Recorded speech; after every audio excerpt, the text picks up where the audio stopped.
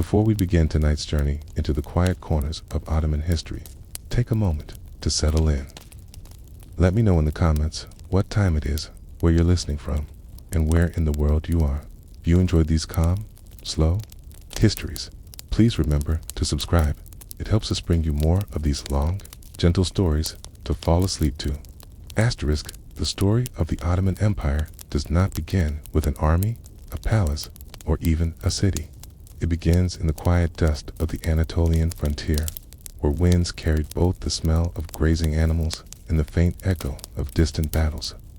In the late 13th century, the land we now call Western Turkey was a place of slow change. Villages appeared where there had once been only pasture. The great empires of the past, Byzantium, Seljuk, Arab, still left their marks in scattered ruins and broken aqueducts. Yet this was not an age of marble columns and grand capitals. It was an age of tents, wooden palisades, and small stone fortresses holding on against time. Osman, the man whose name would become the foundation of an empire, was not born into the grandeur of royalty. He was born into movement. His people, the Kai branch of the Oghuz Turks, were part of the waves of nomadic tribes that had been pressing westward for generations. They followed pasture and opportunity, shifting camp when the grass grew thin or the political winds turned unfriendly. These tribes lived in felt tents, tended herds of sheep, and measured wealth not in coins, but in animals, alliances, and grazing rights. The Anatolian steppe was no empty wilderness. The land was crisscrossed by caravan routes and dotted with Byzantine towns whose walls were slowly crumbling. Some towns welcomed Turkish traders. Others shut their gates and relied on hired mercenaries. The frontier was not a sharp border, but a wide, porous zone where cultures bled into each other. Greek farmers worked fields just a few miles from Turkic herdsmen. Armenian stonemasons might be hired to repair a mosque one month and a church the next. It was a patchwork where everyone, in some way, depended on everyone else, but always with a careful watch on who might take advantage. Osman's father, Ertugrul, led a small band of warriors and their families. His authority was measured in loyalty, not law. People followed because he could protect them, feed them, and guide them to pasture. When Ertugrul died, the leadership passed to Osman, not by divine right, but by the agreement of elders, warriors, and family heads. This was a fragile kind of power, one that could be lost with a single bad season or an unpopular decision.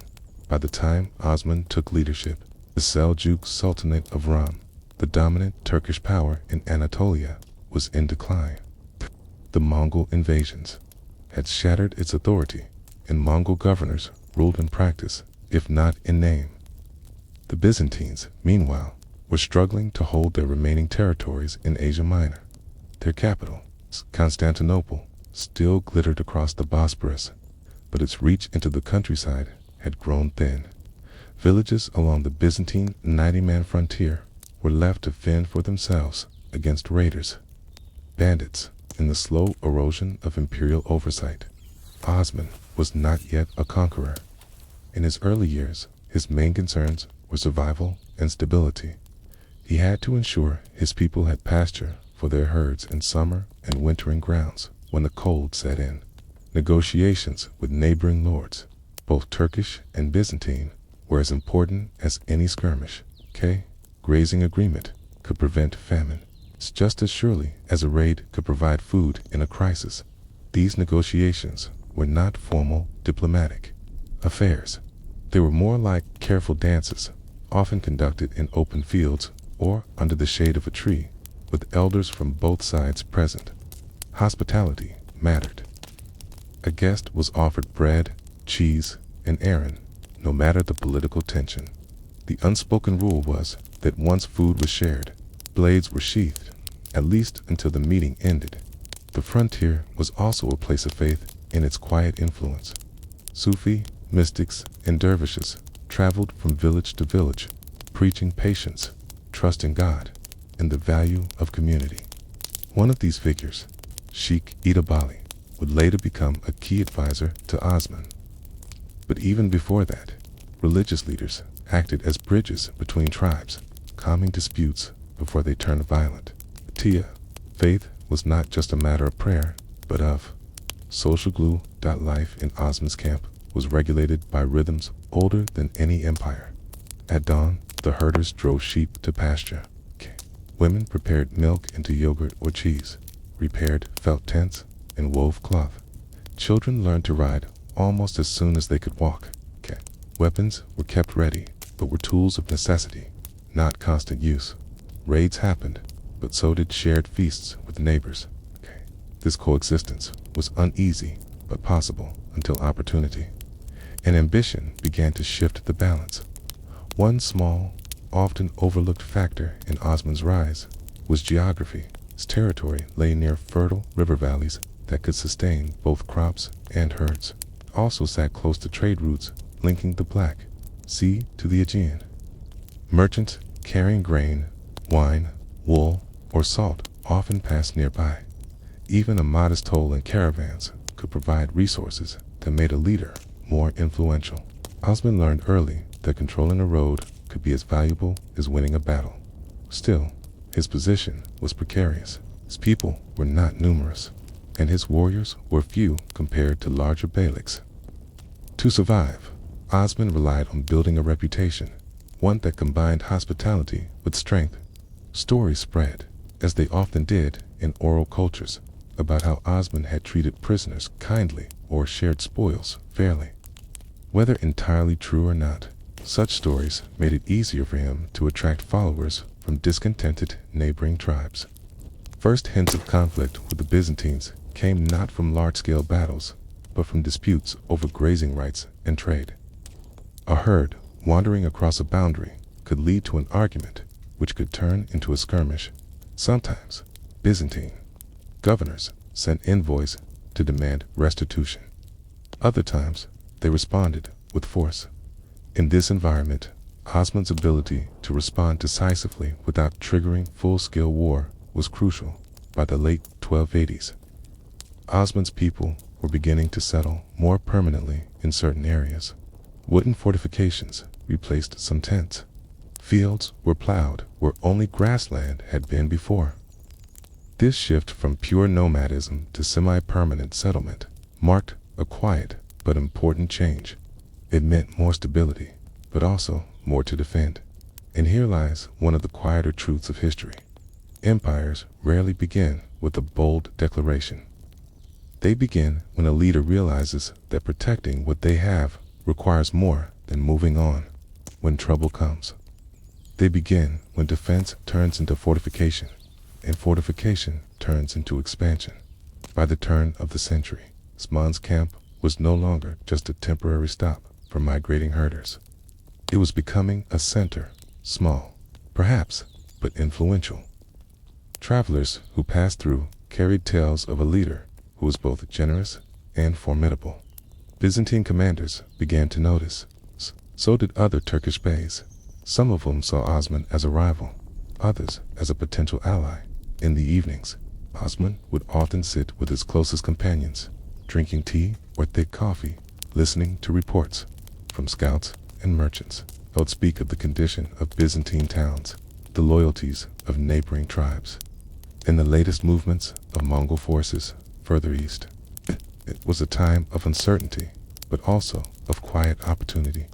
One evening, a caravan leader reportedly brought word of a small Byzantine fortress that had been abandoned by most of its garrison.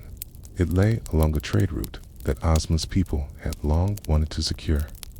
Taking it would not be simple, and would risk provoking a wider response from Byzantium, but leaving it in the hands of others might mean losing influence in the region.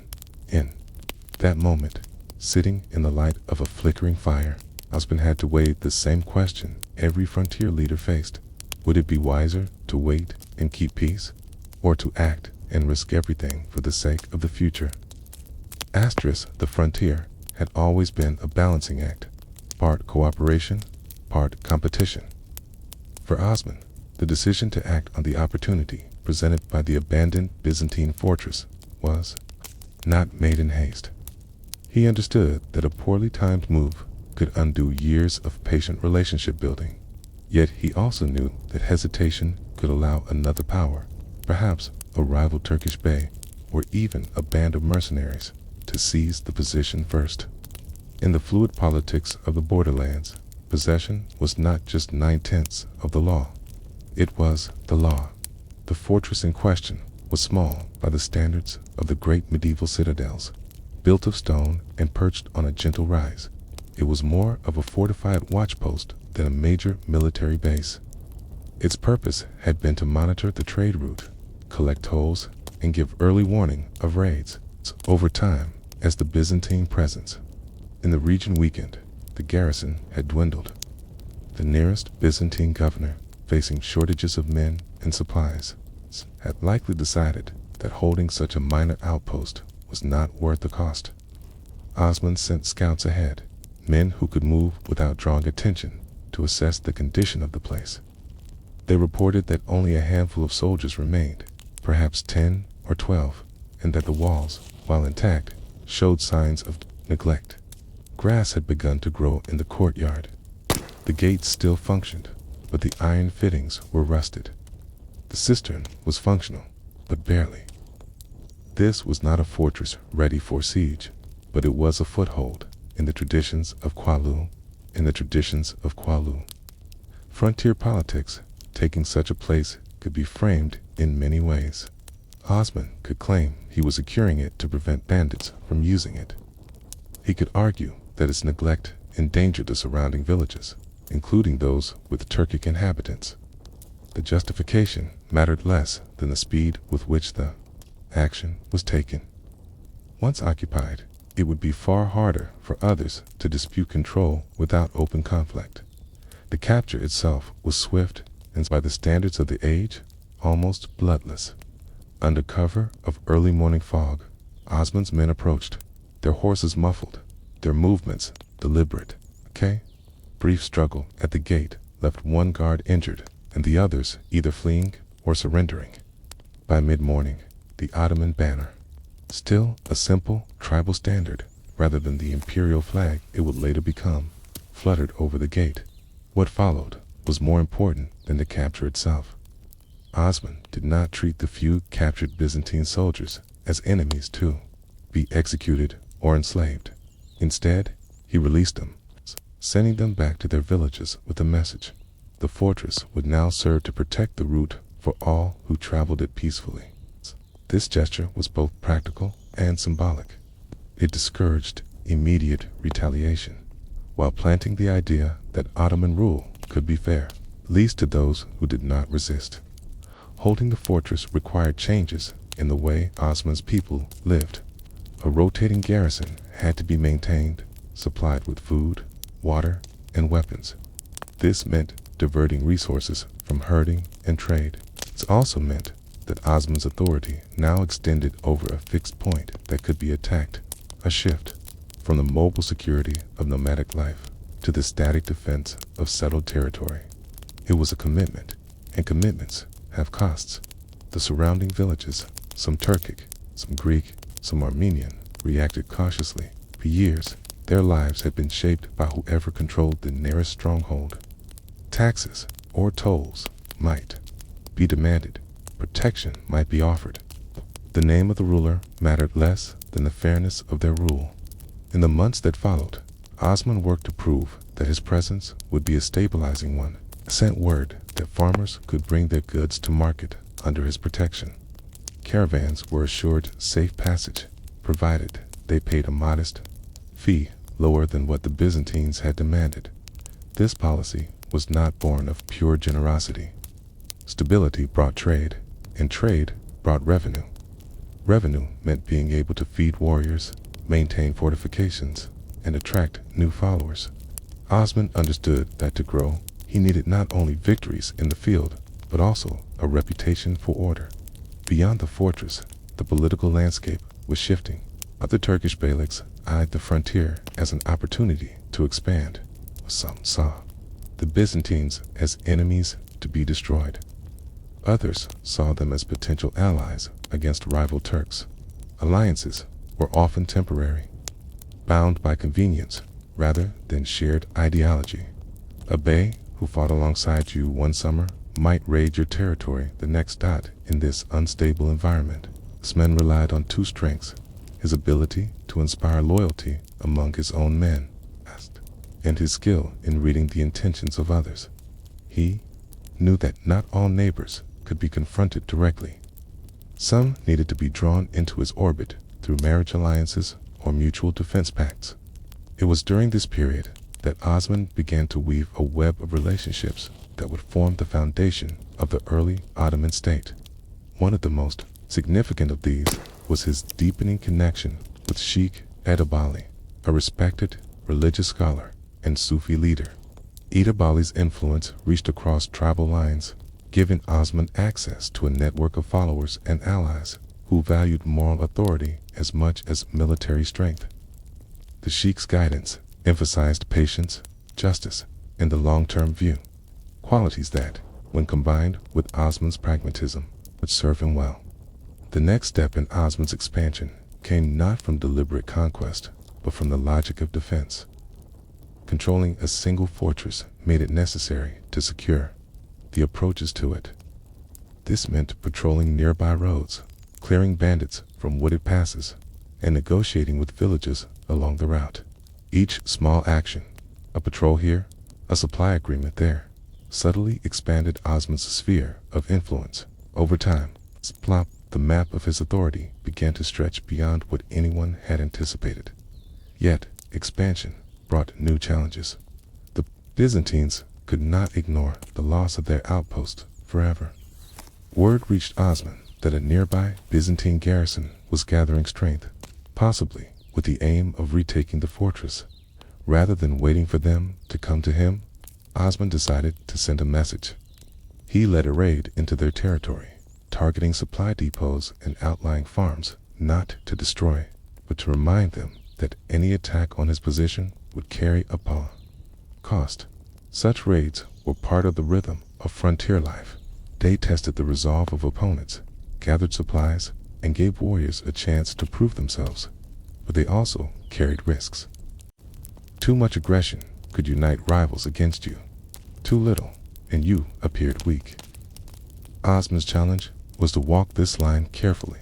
By the mid-1290s, Osman's name was known far beyond his immediate territory. Merchants spoke of him as a protector of trade routes. Rival beys saw him as a competitor. Byzantine commanders viewed him as a growing threat. And among his own people, he was increasingly regarded not just as a tribal leader, but as the head of something larger, though no one yet called it an empire. The decision that would mark the turning point from defense to deliberate conquest came when Osman learned of unrest in a Byzantine-held town not far from his territory. The governor, it was said, had raised taxes sharply to pay for repairs to the town's crumbling walls. Discontent was high. Some of the town's inhabitants were of Turkic origin, descendants of earlier settlers who had long lived under Byzantine rule. Osman saw an opening rather than launching a direct assault. He began sending envoys to the town, offering favorable terms if they would accept his authority peacefully. Grain prices would be stabilized, taxes reduced, and markets protected. For months, the situation hung in balance, with neither side making a decisive move. But the mere act of negotiation signaled that Osman was no longer content with defending what he had. He was now seeking to shape the political map in this period. Osman also began to codify certain customs into what would later become the seeds of Ottoman law. Disputes between traders from different backgrounds were to be settled by agreed-upon mediators. Punishments for theft were standardized. These rules, simple though they were, created a sense of predictability, an advantage over the sometimes arbitrary rule of distant Byzantine governors. It was in these quiet, procedural decisions, the reduction of a tax here, the guarantee of market safety there, that the real foundations of power were laid. Conquests might bring territory, but good governance kept it by the end of the decade. Osman's position was stronger than ever. He held the fortress, had influence over several key villages, and enjoyed the support of both warriors and religious leaders. Yet, he also faced the inevitable question that haunts all rising powers. How far could he push before those around him moved to stop him?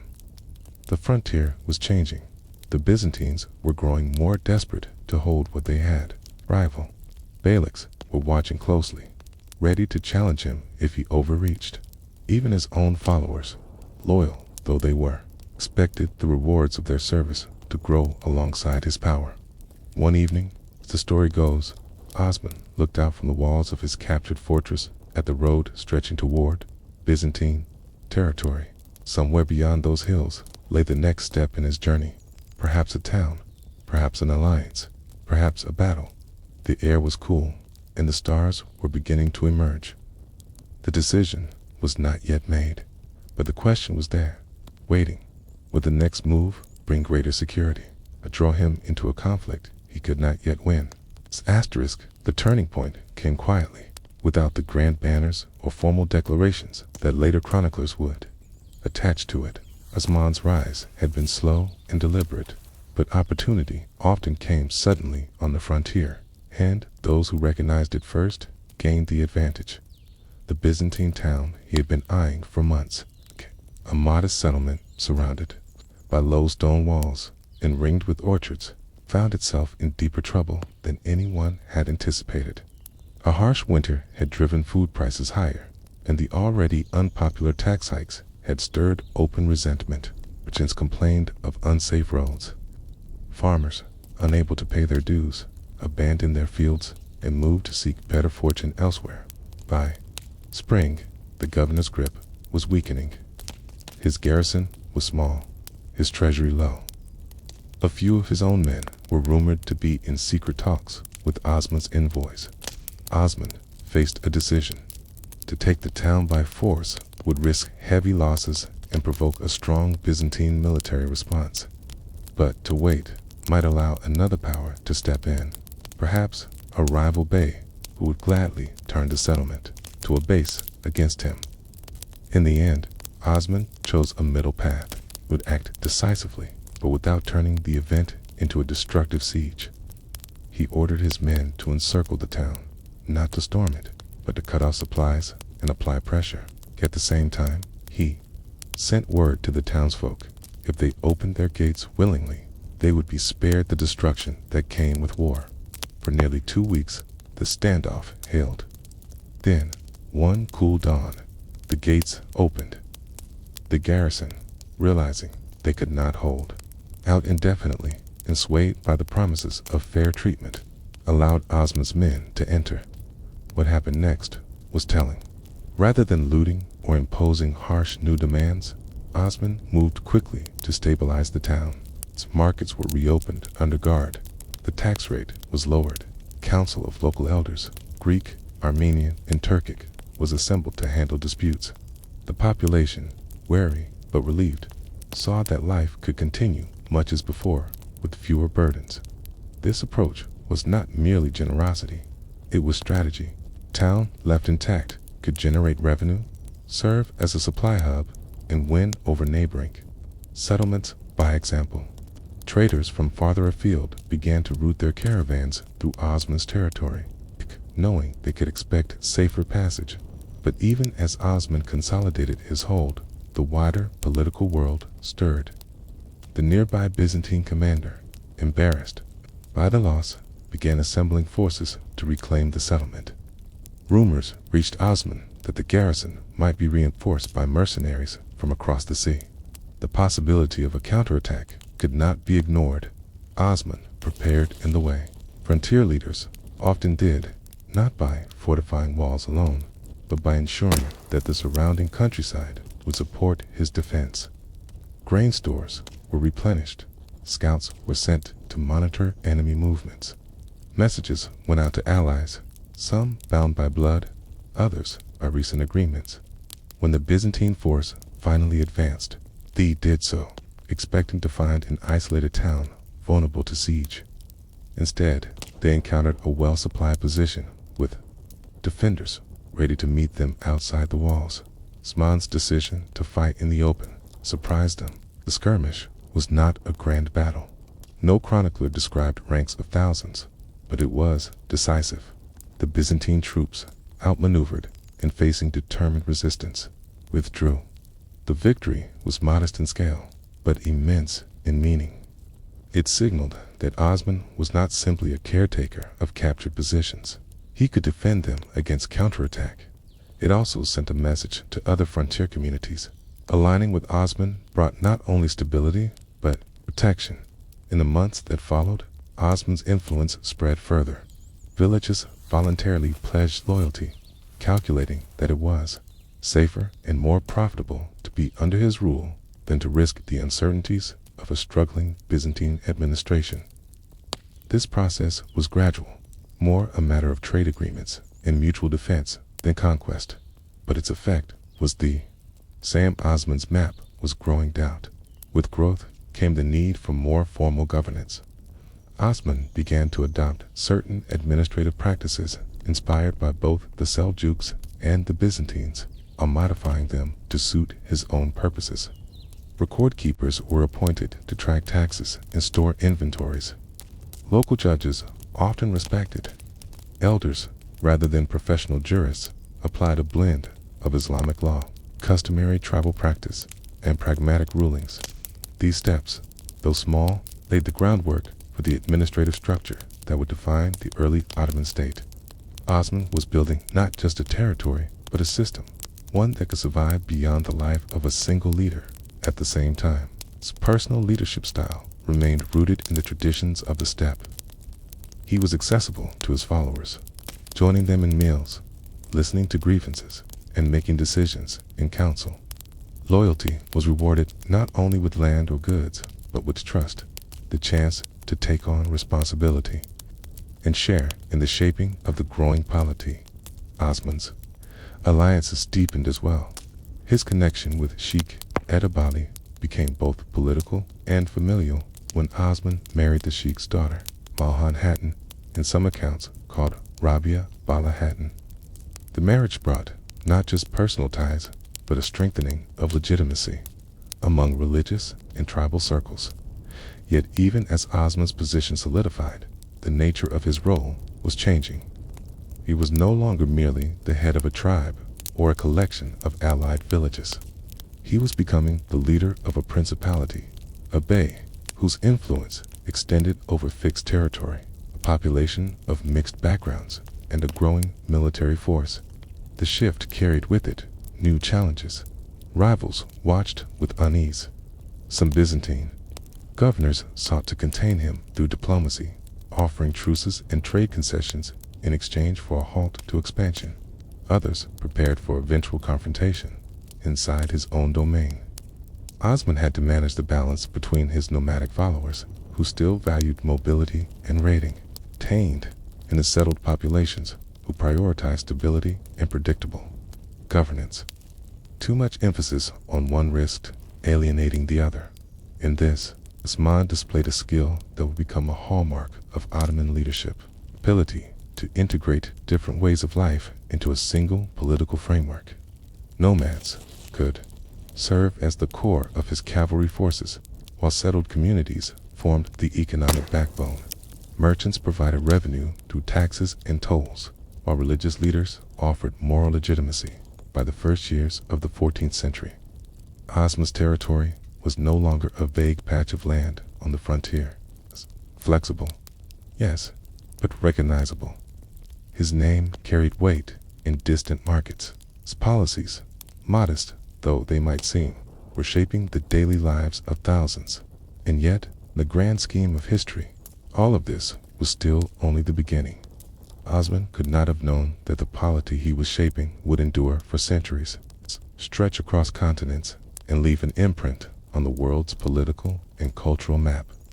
He knew only that he had carved out a place in a competitive and unstable world, and that to keep it, he would need to keep building, keep defending, keep adapting. One evening, as the story is told, Osman sat with his closest companions on the high ground near his newly secured town. The sun dipped low, casting long shadows over the fields and roads. Below them, traders were unloading goods, farmers were bringing in late harvests, and children chased one another between the houses. It was a scene of calm, hard-won, but fragile. In the distance, beyond the rolling hills, the lands still under Byzantine control, the rival beyliks, the trade routes yet to be claimed. It is said that Osman pointed toward that horizon and asked quietly, almost to himself, if we stop here, how long before what we've built begins to fade? The question hung in the air, not as a call to arms, but as a reminder that the work of building power was never finished. Long before the Ottoman Empire was a recognizable force. The region of Bithynia sat quietly on the map, a stretch of rolling hills, fertile valleys, and winding rivers between the Sea of Marmara and the western edge of Anatolia. In the late 13th century, it was a borderland in every sense, not just between the Byzantine Empire and the rising Turkish beyliks, but between worlds, economies, and ways of life. This was a place where the stones of old Roman roads still cut through the earth, their surfaces worn smooth by centuries of footsteps and hooves, but now overgrown in places where maintenance had stopped long ago. Market towns clung to the crossroads, their walls patched and repatched over decades, their gates often left open in the hope that merchants would not bypass them. Bithynia's geography shaped its history. The Sakarya River in the east and the Uludak Mountains in the south formed natural barriers, while the Gulf of Aitsmit and the shores of the Marmara gave access to maritime trade routes. Whoever controlled this region could link inland Anatolia to the ports that connected to Constantinople and beyond, to the Black Sea and Mediterranean worlds by Osman's time. However, the Byzantines had lost much of their grip on the countryside. Their governors still held garrison towns, but these were increasingly isolated, dependent on tribute from surrounding villages and occasional shipments from the capital. In between these urban outposts lay a patchwork of Greek farming communities, banding hamlets, and newly settled Turkic clans. The frontier in Bithynia was not a neat line on a map. It was a shifting, porous zone where power depended less on proclamations from emperors and more on who could protect the next caravan, enforce attacks, or respond to a raid. Byzantine soldiers patrolled when they could, but their routes were predictable. Turkish warriors moved faster, their bases less fixed. Some villages paid taxes to both sides, hedging their bets for survival.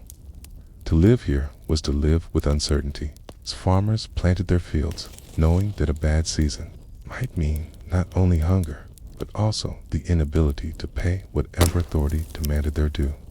Traders carried extra goods, not just for sale, but as gifts or bribes to ensure safe passage. Religious leaders, Orthodox priests, Muslim imams, Sufi mystics often doubled as negotiators, stepping in to prevent violence when tempers rose. For Osman and his followers, Bithynia was both an inn, opportunity, and a challenge. The land was rich.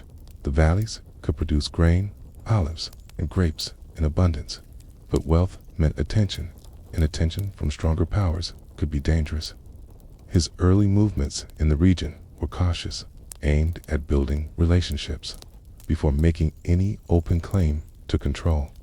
The Ottoman presence began not with sweeping conquest, but with seasonal pasturing. Turkic herders brought their flocks to the grasslands in summer, moving on before the first frost. Over time, some began to winter in the same spots, building semi-permanent structures alongside their tents. A shared well or a repaired bridge could be enough to bind a small community to Osman's protection. It was in these early settlements that the Ottomans began to weave themselves into the fabric of Bithynian life. They did not immediately replace local structures. Instead, they inserted themselves alongside them. A village might keep its Byzantine-appointed elder, but rely on Ottoman warriors to guard against raiders. In return, the Ottomans collected a portion of the harvest, less than what the Byzantines demanded, but enough to establish authority. Trade was the lifeblood of Bithynia.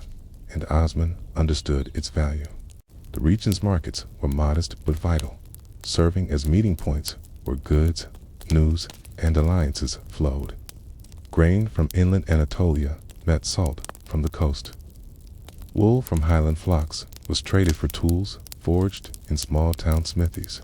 Markets were also where Osman's envoys worked quietly, offering traders favorable toll rates and promising protection on certain routes. The Ottomans' rise in Bithynia was aided by the fact that Byzantine governors often prioritized defending major cities over rural areas. Towns like Nicaea Modernazi, Nik, and Nicomedia Modernazi Mit remained under imperial control, but the villages between them were thinly defended. This left space for Osman to build influence without provoking immediate, large-scale retaliation. Religious diplomacy played a subtle role, while the Byzantine court viewed the Ottomans as potential enemies. Local Orthodox communities often saw them simply as another power to negotiate with. Osman's policy of allowing religious leaders to continue their work without interference reassured these communities. Churches continued to hold services. Monasteries kept their lands so long as they acknowledged Ottoman protection. This approach contrasted with the harsher methods of some rival beyliks who saw Christian villages purely as targets for plunder. Military encounters in these early years were often small and personal. A dispute over grazing rights could escalate into a skirmish. A caravan raid could prompt a retaliatory ambush. These events rarely made it into official chronicles, but they shaped the rhythms of life in Bithynia. Osman learned to respond swiftly, but proportionally, reinforcing the idea that under his watch, justice, or at least order, would be upheld. Control of Bithynia was never going to be a single act. It would be a process, securing a road here, gaining a loyal village there, and gradually tightening the web of alliances until the Byzantines found themselves surrounded by Ottoman-held territory without realizing exactly when it had happened. But the land itself imposed its own challenges. Bithynia's hills and forests could shelter bandits just as easily as they could hide Ottoman patrols. Winter rains turned roads into mud, slowing supply lines. The rivers, while vital for farming, could also flood, destroying crops and isolating communities. Managing these difficulties required not just warriors, but also people skilled in repair, negotiation, and resource management. In these years, Osman's leadership was marked by patience. There were opportunities to strike at poorly defended Byzantine positions, but he often waited, preferring to let alliances ripen and rivalries weaken his opponents before acting. This patience was not passivity. It was a deliberate strategy in a land where moving too quickly could draw the attention of forces far stronger than his own. By the closing years of the 13th century, the Ottoman presence in Bithynia was no longer just seasonal. Small wooden forts dotted the hills, each controlling a stretch of road or a river crossing. These were not massive stone fortifications, but practical structures, manned by rotating garrisons who could respond to trouble quickly. It was in one of these forts, as the story goes, that Osman first began hearing consistent reports of unrest in the larger Byzantine towns. Merchants complained of high tolls. Villagers grumbled about being conscripted to repair walls or roads without pay. The discontent was real. It offered Osman the opening he needed to begin thinking about something larger than scattered influence.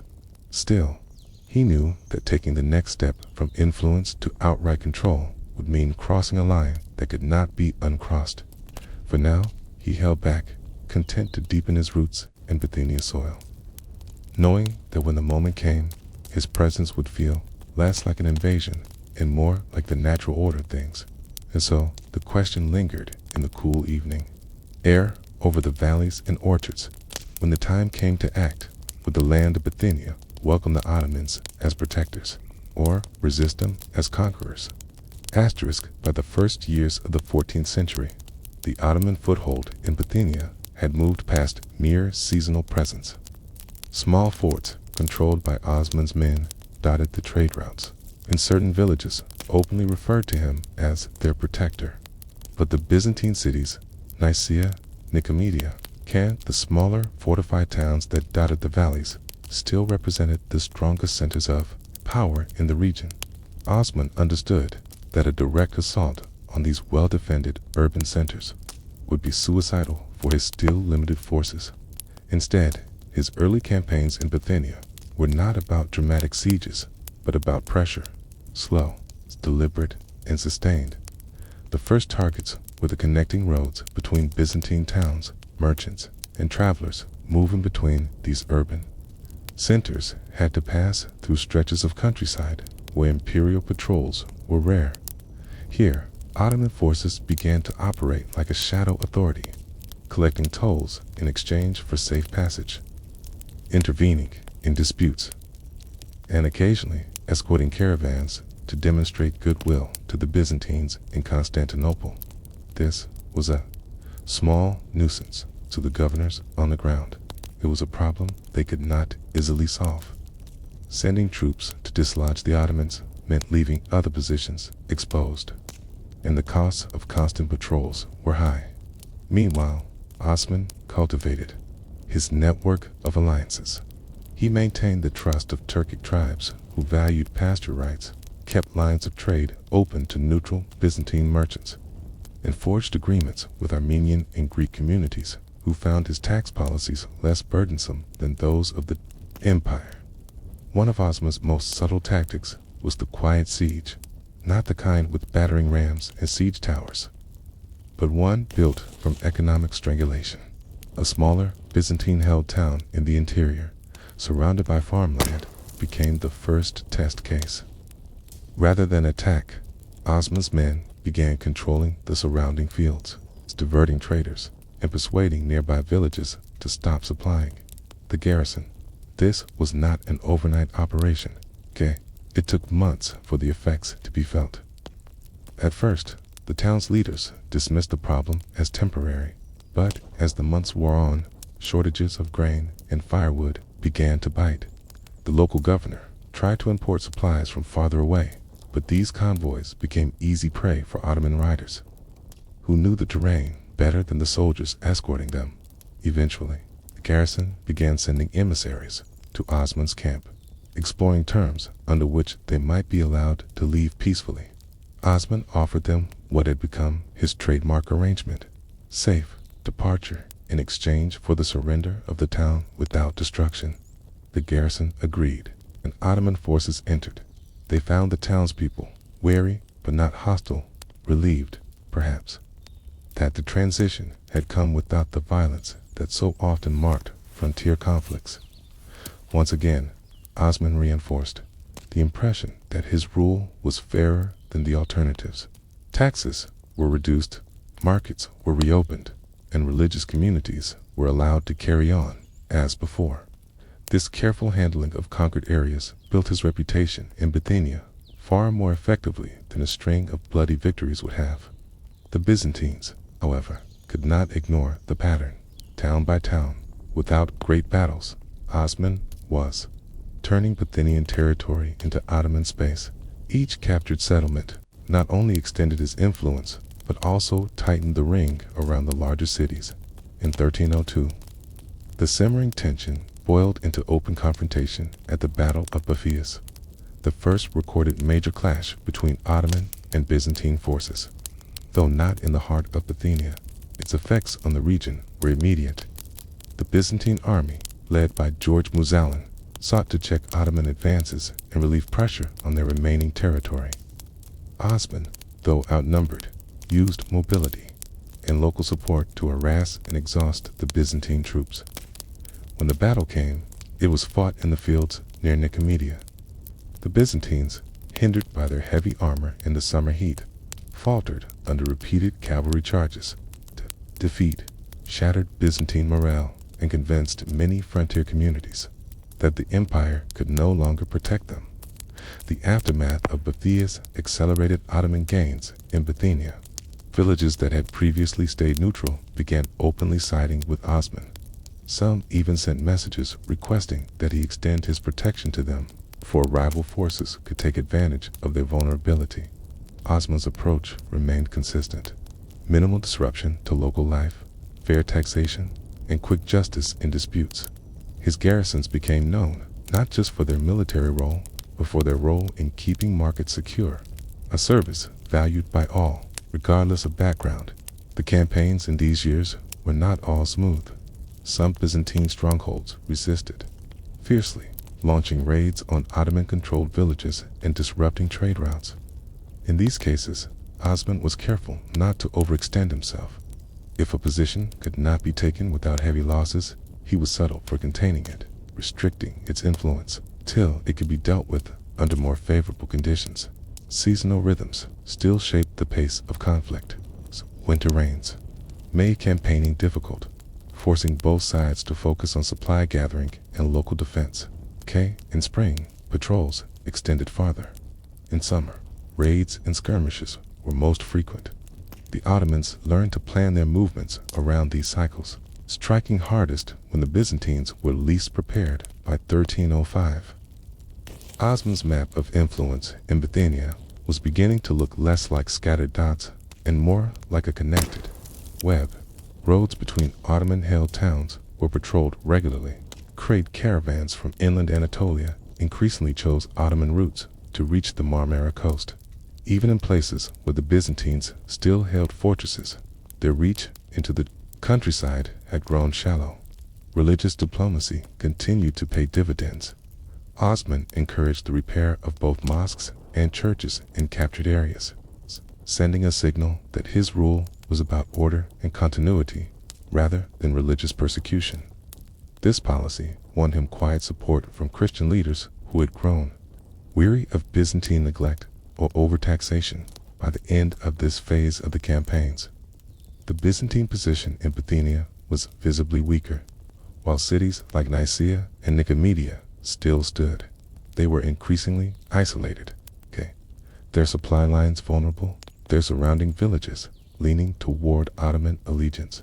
Yet, Osman knew that taking these cities would be an entirely different challenge. They were fortified, well-provisioned, and symbolically important to the Byzantines. Any move against them would provoke not just local resistance, but likely an imperial response from Constantinople. For now, the strategy remained the same. Keep tightening the web, keep building alliances, keep making Ottoman rule the default reality in the countryside. And as Osman's men rode the dusty roads of Bithynia, past fields ready for harvest and market squares filling with traders, the question began to shift from whether the Ottomans would control the region, to when. By the middle years of the first decade of the 14th century, Osman's presence in Bithynia was no longer a novelty. What had begun as scattered pasture rights and a handful of fortified outposts had grown into a connected belt of influence, stretching across the fertile valleys and low hills that lay between the Byzantine cities of Nicaea and Nicomedia. The transformation of this region into Ottoman space did not come from sudden conquests alone. It came from integration, the slow, deliberate work of binding together communities, roads, and markets into a single network that looked to Osman's authority as the final word. The Ottomans began by stabilizing the roads and frontier lands. Roads were more than lines of travel, They were lifelines of economy and governance. Control over them meant control over information, movement, and trade. Osman's men patrolled the key routes, posting small detachments at waypoints and river crossings. These men did more than watch for enemy movement. They mediated disputes between travelers, ensured toll rates were consistent, and even maintained the roads and bridges when needed. For traders, this stability was transformative. Under the weakening Byzantine administration, toll rates could vary wildly from one village to the next, and some routes were abandoned entirely when protection could not be guaranteed. Under Osman's system, the toll was modest, predictable, and most importantly, enforced fairly. This attracted merchants from farther afield, who spread word of safer passage through Ottoman territory. Economic integration extended beyond roads. In markets now under Ottoman control, taxes on goods were lowered to encourage volume. Grain from the Sakarya River Valley, timber from the northern forests, wool from the upland pastures, and salt from coastal flats all began to move more freely. This created a self-reinforcing loop. More trade brought more revenue, which allowed Osman to maintain more patrols, which in turn encouraged more trade. The Ottomans also invested in water systems, repairing wells, clearing irrigation channels, and ensuring access to water for both humans and livestock. Such practical improvements could be more persuasive than any speech or treaty. Villages that had once been marginal could suddenly sustain larger populations and produce surplus crops for market. Religious and cultural tolerance remained a hallmark of Osman's administration in Bithynia. Churches continued to function in Christian villages, and local priests often worked alongside Ottoman-appointed market overseers. In mixed communities, disputes between people of different faiths were settled according to mutually recognized customs, an approach that avoided alienating groups that might otherwise have resisted Ottoman authority. Meanwhile, Osman continued the process of encircling the major Byzantine cities. The method was the same one he had refined earlier: cut the cities off from their agricultural hinterlands without attempting premature sieges. By controlling the villages, roads, and small forts around Nicaea and Nicomedia, Osman forced their governors to rely on increasingly long and dangerous supply lines. The effect on morale inside the cities was slow but steady. Farmers, who once supplied the markets, now sold their goods in Ottoman towns where they faced fewer taxes. Merchants began to divert their trade through Ottoman routes, both for safety and profit. Even those who remained loyal to Byzantium found themselves interacting with Ottoman authorities more often than with their own imperial officials. Occasionally, the Byzantines would attempt to break this stranglehold with military expeditions. These were met not with grand, pitched battles, but with the war of movement, Ottoman cavalry harassing their flanks, cutting off foraging parties, and vanishing into the countryside. By the time the Byzantines reached their objectives, they were often too depleted to accomplish much. One of the most significant steps in consolidation came with the formalization of tax collection. In the early years, tribute was negotiated on a case-by-case basis, a share of the harvest here, a levy on trade there. But as Ottoman control expanded, Osman began to introduce a more standardized system. This not only ensured a steady flow of revenue, but also signaled that Ottoman rule was permanent enough to have predictable laws. The system was simple. Rural communities paid a fixed portion of their produce, often in grain or livestock, while urban markets paid in coin. Collection days were announced in advance, and representatives were sent to weigh or count the goods fairly. In return, the Ottomans provided protection and guaranteed that no additional arbitrary demands would be made. Such stability contrasted sharply with the Byzantine situation, where cash-strapped governors sometimes imposed extra taxes at short notice. It was not lost on the people of Bithynia that under Ottoman control, they could plan their year without fear of sudden confiscations. Still, consolidation was not without its difficulties.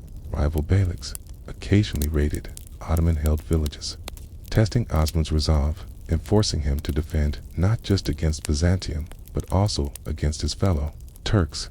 Internal disputes arose when different communities claimed rights to the same grazing lands or water sources. These were settled through councils where local elders had a voice alongside Kaline officials, a deliberate policy to keep communities invested in the system rather than feeling ruled from above. As Ottoman control deepened, a subtle cultural blending began to take place. Turkic words entered the dialects of local Greek-speaking villages. Kina circulated alongside Ottoman minted pieces. In markets, it became common to see traders wearing a mix of Anatolian and Balkan styles, reflecting the diverse influences now tied together under Osman's banner. By 1308, The ring around Nicaea and Nicomedia was noticeably tighter. Osman, still, avoided direct sieges. The resources required were immense, and a failed attempt could undo years of progress. Instead, he relied on time, knowing that every year of isolation made cities more dependent on tenuous supply lines from across the Marmara. It was during this period that Ottoman forces took control of several key river crossings, further limiting the Byzantines' ability to move troops and goods. These crossings became miniature fortresses in their own right, guarded year-round and serving as customs points for trade moving in either direction. At night, the watchfires of these outposts could be seen from the hills, quiet markers of how far Ottoman influence had reached. Travelers, looking down on the lights from the ridgelines, would remark that the pattern of fires formed an almost unbroken chain between Ottoman positions, leaving the Byzantine cities as islands in a sea of enemy-held territory. Yet, Osman did not rush the final act. He seemed to understand that control of Bithynia was not a single event, but a process, and that by the time he moved directly on Nicaea or Nicomedia, the outcome would already be decided in the minds of the people. For now, he strengthened the bonds between his territories, ensuring that food, trade, and security flowed more reliably under Ottoman oversight than they did in Byzantine zones. The roads were watched, the markets fair, and the taxes predictable. It was the kind of governance that, while unglamorous, built loyalty over time. And so the work continued, season after season, till the idea of Ottoman rule in Bithynia felt less like a recent change, and more like the way things had always been. In the shaded courtyards of Bithynian villages, elders would speak of the empire far to the west in Constantinople, still grand, still glittering, but as a distant thing, disconnected from the lives they lived now.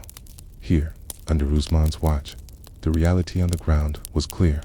The roads, markets, the peace they enjoyed, these no longer belonged to Byzantium.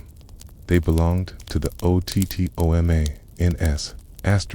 By the late 13th century, the Byzantine Empire's presence in northwestern Anatolia was like the dimming glow of an oil lamp, still visible, still capable of casting light, but clearly weakening. Along the borderlands of Bithynia, the empire's reach was maintained not by the strength of its capital, Constantinople, but by the scattered chain of border garrisons that dotted the hills, riverbanks, and roads leading toward the interior. These garrisons were never intended to be grand fortresses.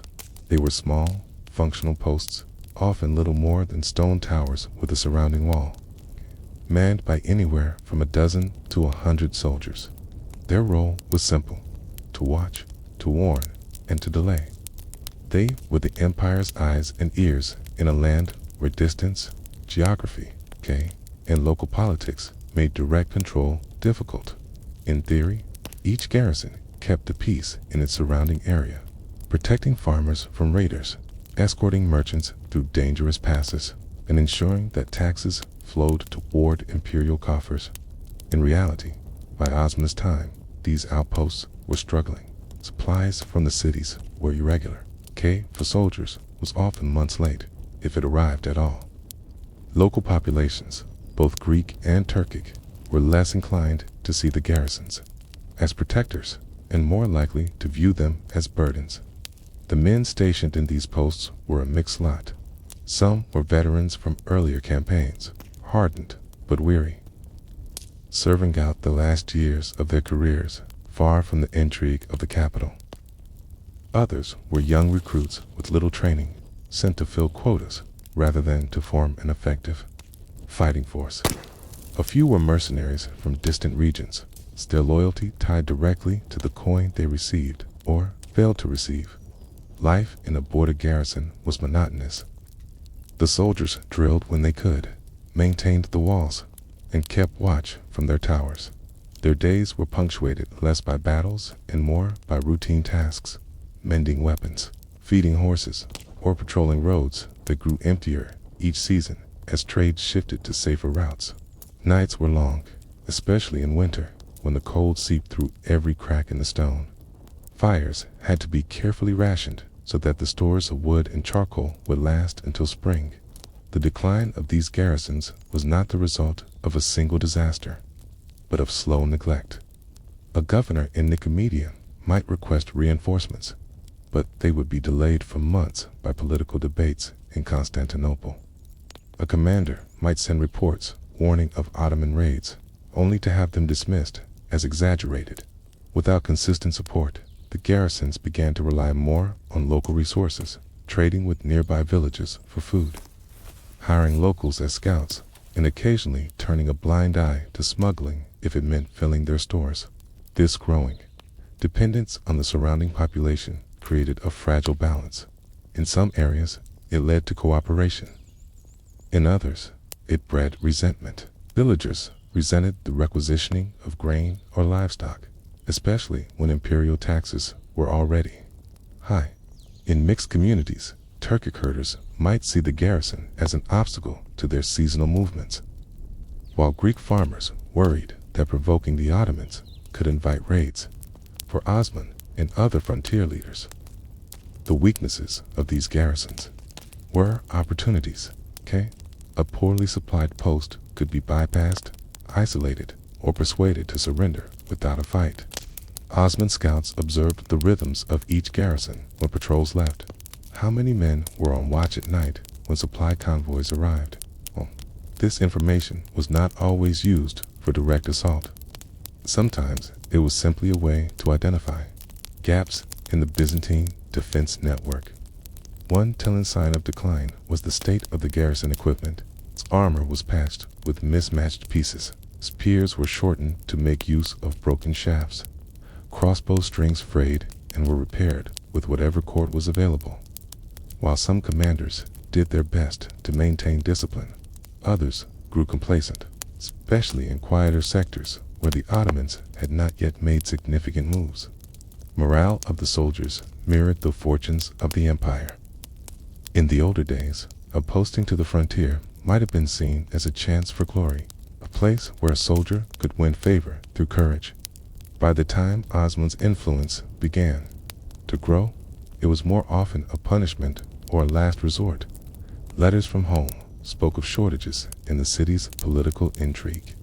In wars on other fronts, reminders that the empire's resources were stretched thin. Still, these garrisons were not entirely without value. In some cases, they served as rallying points for nearby communities, providing refuge during raids and shelter for traveling officials.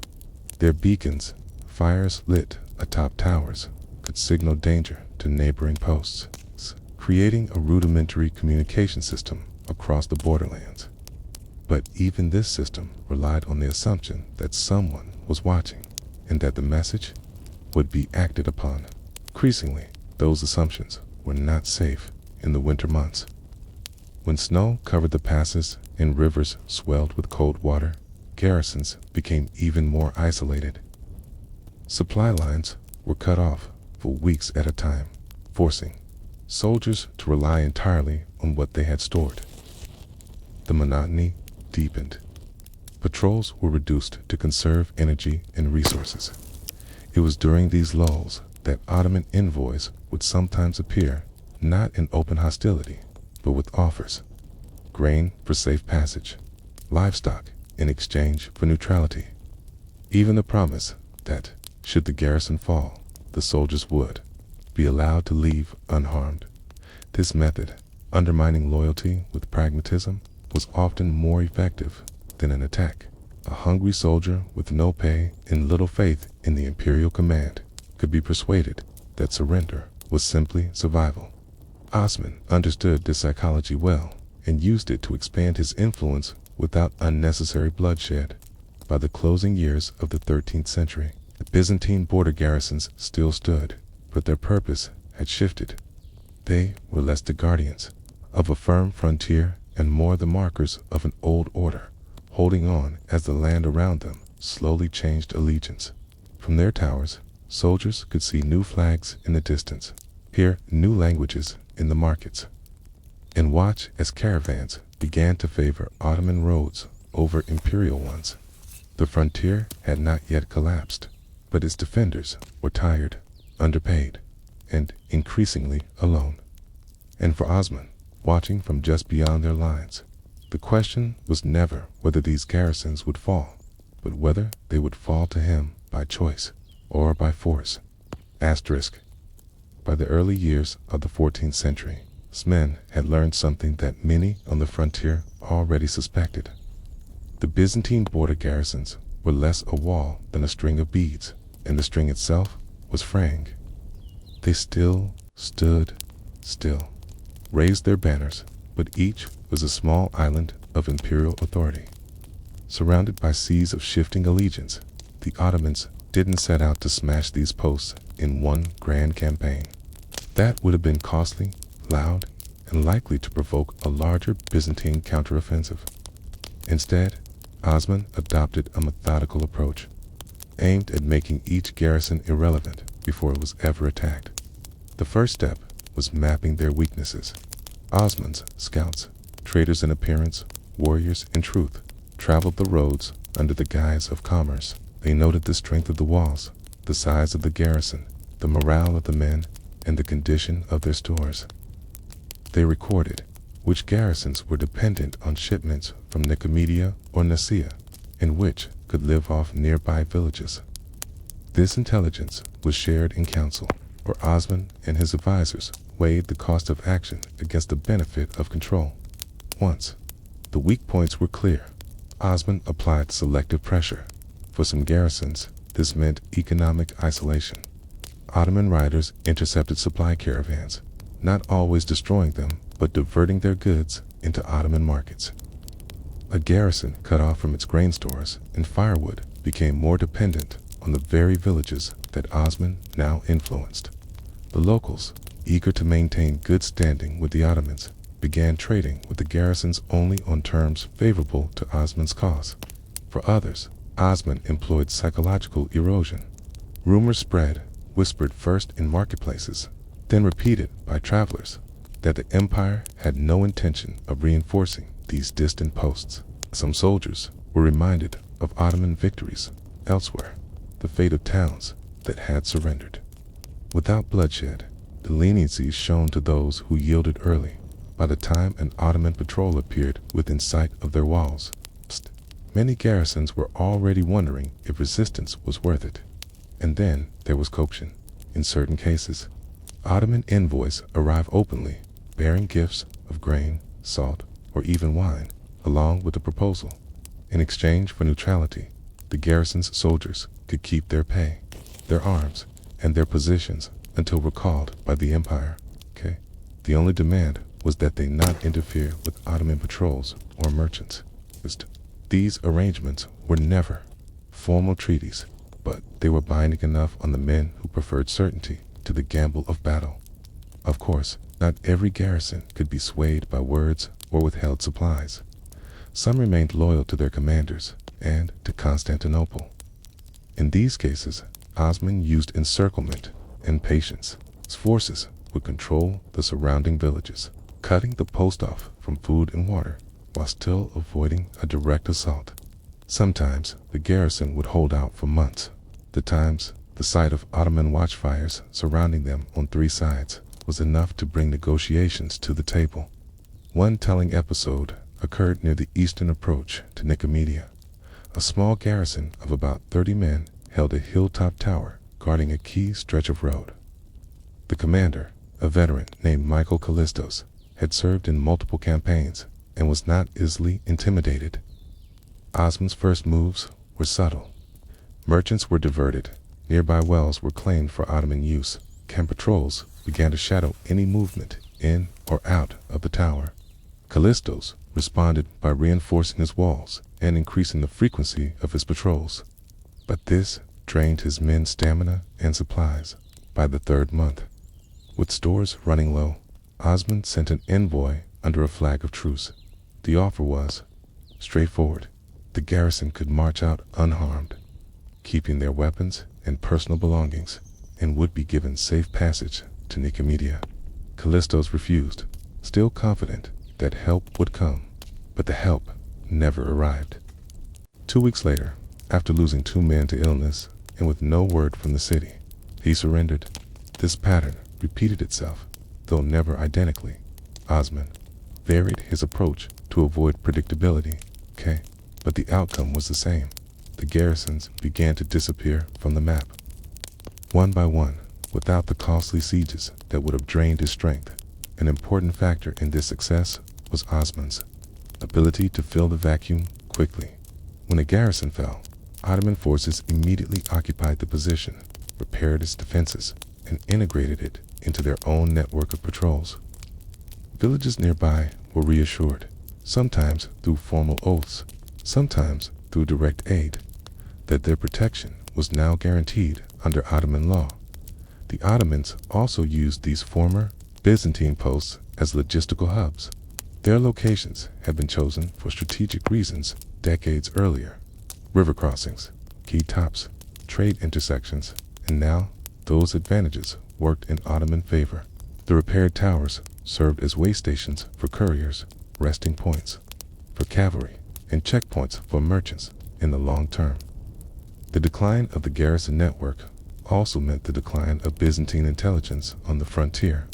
Without their watchtowers and patrols, the Byzantines were blind to much of what happened beyond the walls of their major cities.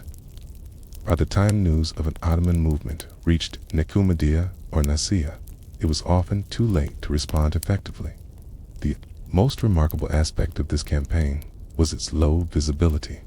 There were no grand proclamations, no decisive battles for chroniclers to describe in detail.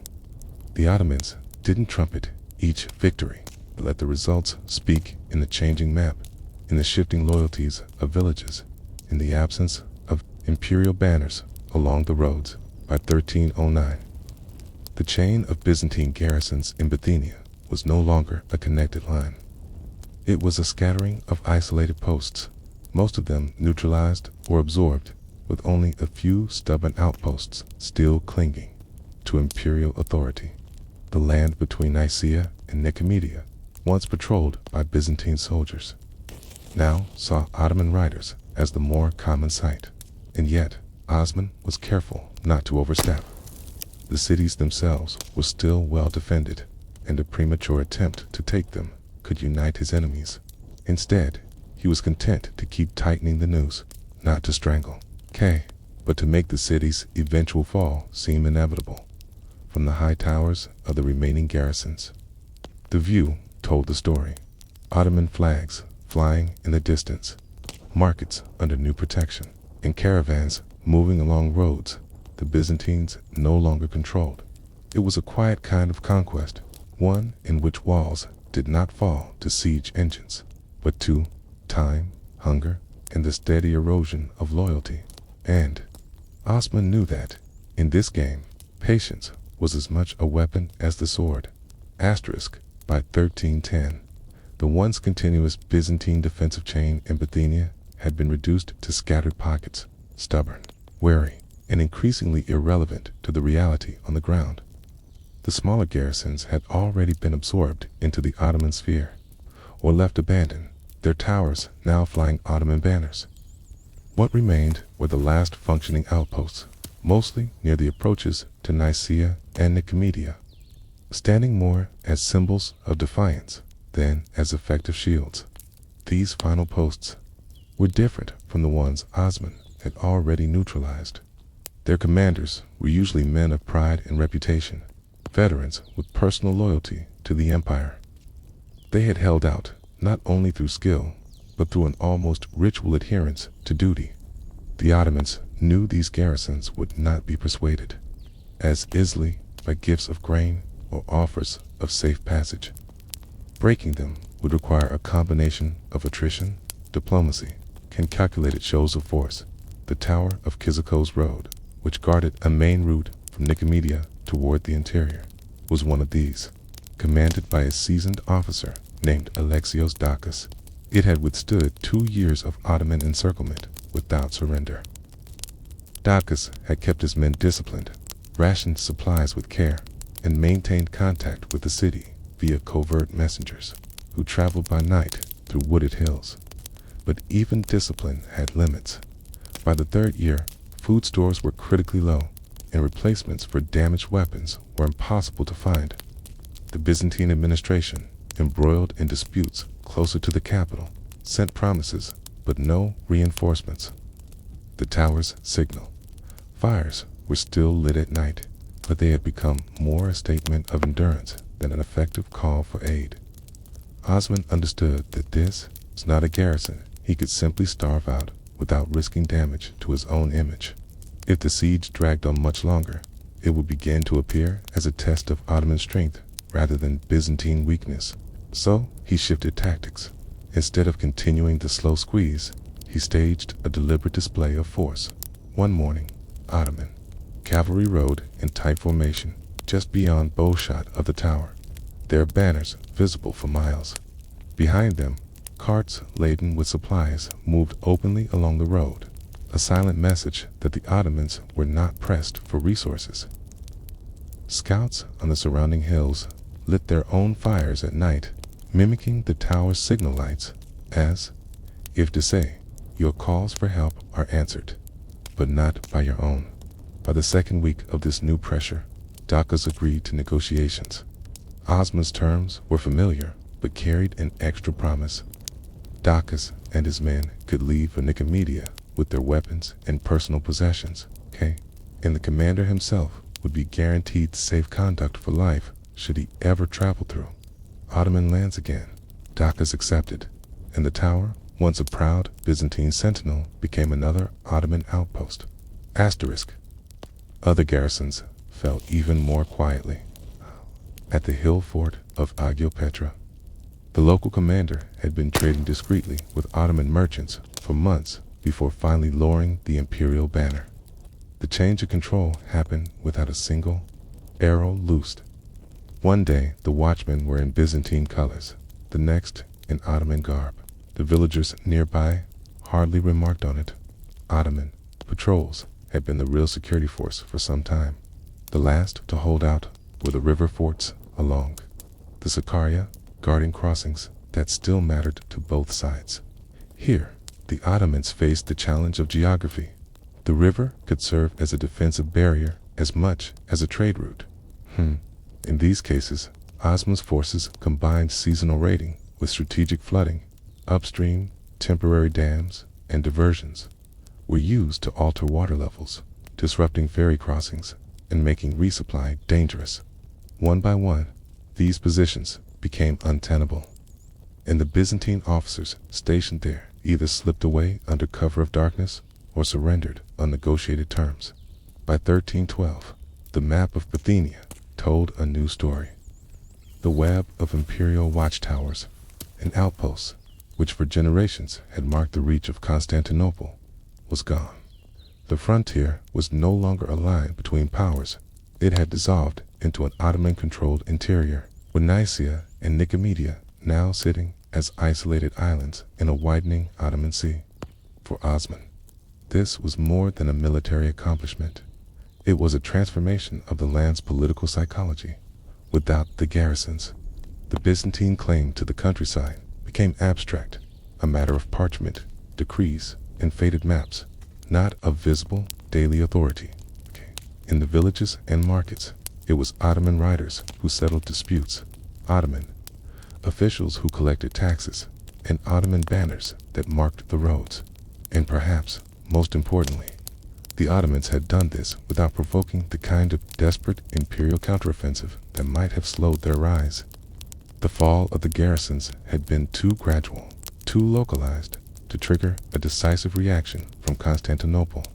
By the time the scale of the change was understood, the infrastructure of Byzantine control had already been dismantled.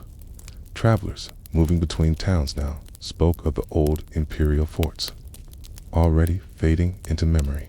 Some were dismantled for their stone, repurposed into village walls or market stalls. Others remained standing, their towers casting long shadows over new Ottoman guard posts. In the autumn of 1312, Osman is said to have ridden a circuit of the newly acquired posts, moving from one former garrison to another. At each, he ordered repairs, appointed trusted commanders, and ensured the local populations understood that their obligations were now to him. This tour was not simply administrative. It was symbolic, a demonstration that the frontier, once guarded against him, now lay within his realm. The last light of the Byzantine frontier in Bithynia burned in the towers of Nicaea and Nicomedia, visible on clear nights from the surrounding hills. But these were not the beacons of an empire ready to push outward. They were the lamps of cities preparing, however slowly, to endure sieges they could not win. And for Osman, watching from the countryside he now controlled, the frontier was no longer a barrier. It was the foundation of what was to come. In the early years of the 14th century, Anatolia was not a single, unified land under one ruler. It was a mosaic, a patchwork of principalities, city-states, and tribal domains, each with its own ambitions, alliances, and grudges. Between the crumbling edges of Byzantine territory in the west and the Mongol-influenced lands in the east, lay a zone dominated by the beyliks, small Turkish principalities whose leaders were part warlord, part governor, and part diplomat.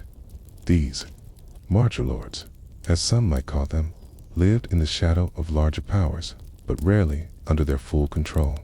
Their territories were often defined not by clear borders on a map, but by influence over certain towns, valleys, or routes. To their followers, they were protectors, patrons, and judges. To their rivals, they were obstacles, sometimes to be fought, sometimes to be courted. The origins of these beyliks went back to the fragmentation of the Seljuk Sultanate of Rum in the 13th century. Mongol invasions and internal disputes had broken the Sultanate's authority. Local leaders, many of them former Seljuk governors or military commanders, took control of their own districts. They claimed legitimacy through old titles, military service, or simply the ability to defend a community against outside threats. By Osman's time, Western Anatolia alone hosted several of these beyliks, each with its own character. Some were coastal powers, controlling harbors and engaging in maritime trade across the Aegean. Others were inland, relying on agriculture, caravan tolls, and occasional raiding. They were both allies and competitors to one another, their relationships shifting according to convenience. For the Ottomans, still in their formative stage, these marcher lords were a reality they could not ignore. Osman's rise was not happening in a vacuum. It was unfolding in a crowded field where other beys also sought to expand at the expense of Byzantium, even at the expense of fellow Turks. One of the closest and most relevant neighbors to Porus, one of the closest and most rouses, was not happening in a vacuum. It was unfold in Scylla, in a cell, in a cell, in a cell of world, thous, in world. When one is L is one in the cells, well, one is one as good. One L is one in Scylla, I is L 1 1 L as L I is as ad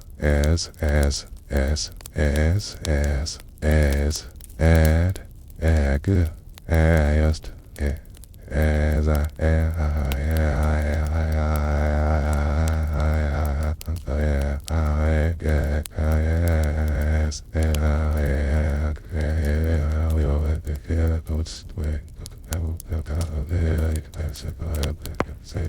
Osman's domain was the Germanites, based further east. They were more established, wealthier, and better connected to the old Seljuk elite. While not immediately hostile, they viewed the growing Ottoman influence in Bithynia with interest and perhaps caution. The Germanites preferred to expand into less contested areas, but they would not tolerate an upstart bey disturbing the balance too much to the south. The Aidganids and Maintesh controlled parts of the Aegean coast.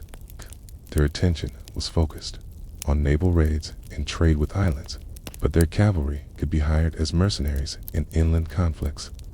In times of peace, their markets traded with inland beyliks, moving goods like grain, wool, and timber toward the coast in exchange for luxury items and tools.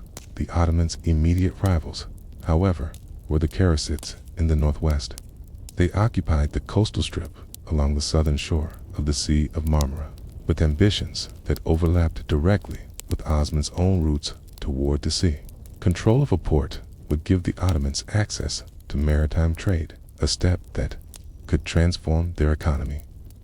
It was inevitable that Karasid and Ottoman interests would collide.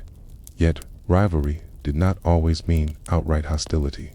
In Anatolia's political culture, temporary alliances were common, even between powers with competing ambitions.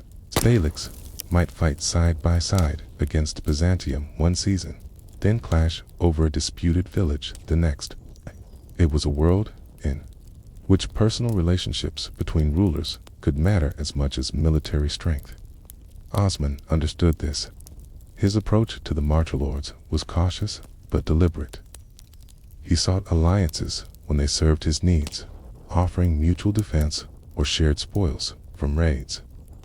He avoided direct confrontation with stronger beyliks unless he had a clear advantage. When disputes arose, he preferred negotiated settlements over wars that could weaken his position against Byzantium. In this environment, prestige was as valuable as territory. K, who was seen as wise in counsel, generous to allies, and capable in battle, could attract warriors from other domains. Victories over Byzantine forces were especially prized, not just for the land or wealth they might bring, but for the reputation they conferred among fellow Turks. Every success Osman had against the empire increased his standing in the eyes of neighboring lords, making him a more desirable ally and a more dangerous rival. The marcher lords also watched each other for signs of weakness. A bey who failed to defend his territory could quickly lose the loyalty of his followers, who might defect to a more capable leader. In this sense, Anatolia in Osman's time was as much a contest of patronage and loyalty as it was of military power. Life within a beylik reflected this balance of politics and survival. In the countryside, farmers and herders might not care which banner flew over their market, so long as they were protected from raids and allowed to keep a fair share of their harvest. In the towns, artisans and traders valued stable governance and predictable taxes over the identity of the ruler. For many ordinary people, loyalty was pragmatic. It went to the power that could offer security. For Osman, navigating this environment required not just military skill, but a deep understanding of the unwritten rules of the frontier. He could not simply expand at will. Each move had to be weighed against the risk of provoking a coalition of beyliks or inviting Byzantine intervention. His success so far in Bithynia had already drawn attention. The challenge now was to turn that attention into respect rather than fear. In the evenings, as councils gathered in tents or small halls, maps were spread on the floor, and the names of allies and rivals were spoken in equal measure. The Ottoman position was still fragile, but Osman knew that in a land of many banners, survival and eventual dominance would come to those who could bend the shifting loyalties of the marcher lords to their advantage. And so, the question for the Ottomans in this crowded stage was not just how to grow stronger, but how to grow stronger without uniting all the other players against him. Asterisk. In the world of the Anatolian marcher lords, survival was a matter of knowing when to strike, when to wait, and when to smile across a table at a man you might be fighting next season. Osman had learned this balance early, and by the time his power in Bithynia was recognized by every beylik within a week's ride, he had refined it into a careful art. The Ottoman position was, in truth, still vulnerable. His territory was long, rather than deep. A frontier belt pressed between the Byzantine cities and the domains of rival beyliks. Its expansion had given him more villages and markets, but it had also stretched his resources. A single hard push from a coalition of neighbors could have broken his momentum. Osman knew this, and so his diplomacy aimed not at eliminating rivals, but at keeping them too divided to unite. One of his earliest strategies was to participate in joint raids against Byzantium. Even with rivals he did not fully trust, these raids, usually in summer, served multiple purposes. They brought in loot, livestock, coin, tools, and occasionally captives who could be ransomed. They also gave Osman a chance to fight alongside other beyliks, building a reputation as a competent ally. Victories shared in the field could soften political hostility. At least for a time, the Germanians, for example, had greater resources than Osman's forces, but they preferred to focus eastward by offering to join them in targeted strikes. Westward, against Byzantine holdings, Osman made himself useful without surrendering his independence. When German leaders spoke well of him to others, it raised his standing and made hostile coalitions less likely.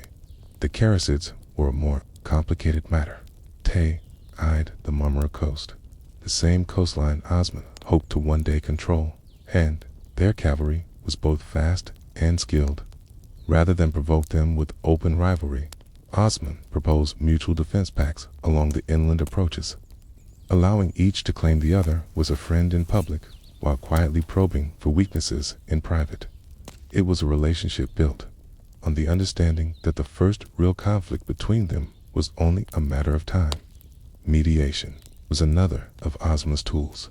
Disputes between beyliks over grazing rights, control of water sources, or the treatment of captured villages were constant. When two neighbors fell into quarrel, Osman sometimes offered himself as a neutral voice. In reality, his mediation was anything but neutral. He favored outcomes that kept the combatants busy with each other and prevented either from gaining too much strength inside his own domains. Osman maintained the loyalty of his warriors by ensuring that opportunity for plunder was never too far away. Raids, even small ones, kept the men engaged and rewarded. However, he was careful to avoid raids that might cross the wrong boundaries, particularly those that would draw the ire of beyliks he was actively courting. This discipline set him apart from some lords whose uncontrolled raiding bred enemies faster than they could be managed. Trade was as much a weapon as the sword. Osman encouraged caravans from inland Anatolia to pass through his lands by guaranteeing lower tolls and safer roads than his neighbors. When rival beyliks raised taxes to fund campaigns, merchants often rerouted toward Ottoman markets, weakening those rivals' economies. Over time, its economic edge gave Osman more to offer in negotiations: grain in exchange for military aid, or livestock in exchange for political support. One subtle but important tactic was selective marriage alliances. Osman arranged marriages between his family and those of neighboring lords whose loyalty he wanted to secure, at least temporarily. Such alliances were no guarantee of permanent peace, but they created hesitations. Few beys wanted to attack the lands where their daughters or sisters lived. In councils, Osman's manner was measured. He avoided grand boasts, preferring to speak of practical matters: how to secure supply lines, how to defend a pass, how to ensure winter fodder for horses. This practical reputation made him seem less like a threat to distant beyliks, even as his actual influence expanded. But the greatest trap Osman avoided, the one that had undone many ambitious rulers before him, was the double front war in Anatolia's volatile web of loyalties. A bey who fought Byzantium and a rival Turkish lord at the same time often found himself overextended. Osman took care never to be in open conflict with more than one significant power at once. Tensions with a neighbor rose. He eased pressure on Byzantine holdings to avoid giving both enemies a reason to join forces. This balancing act was not without its moments of strain. Once, a dispute over a fertile valley brought Ottoman scouts into direct confrontation with Germanic riders. The clash was small, a handful of casualties on each side, but the potential for escalation was real. Osman's response was swift. He offered to pay a symbolic indemnity for the incident, framing it as a misunderstanding by overzealous patrols. The payment cost him little, but preserved the alliance, and more importantly, kept the Germanids from seeking retribution at a moment when he was focusing on tightening his grip on Bithynia.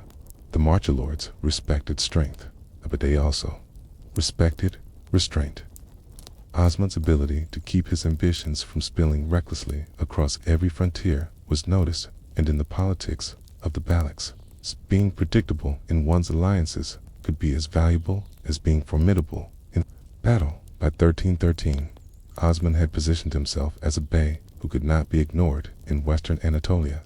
He had fought alongside rivals without giving them cause to unite against him, mediated disputes in ways that served his own expansion, built an economic network that tied parts of other beyliks into Ottoman trade. His reputation was no longer that of a small frontier warlord.